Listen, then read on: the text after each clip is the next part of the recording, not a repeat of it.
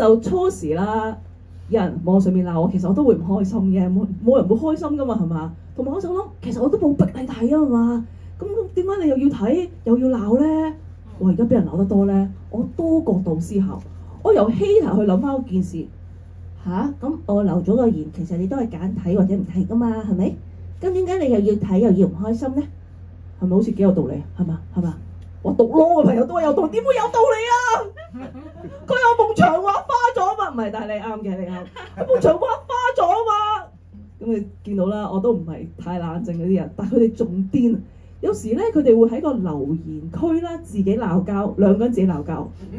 咁兩個都冇 follow 我，佢哋路過嗰啫。佢哋鬧下咧，會引起咗其他人嘅加入。最終變成咗混戰，佢哋鬧嗰啲嘢咧，同我嗰個 post 係完全冇關係嘅。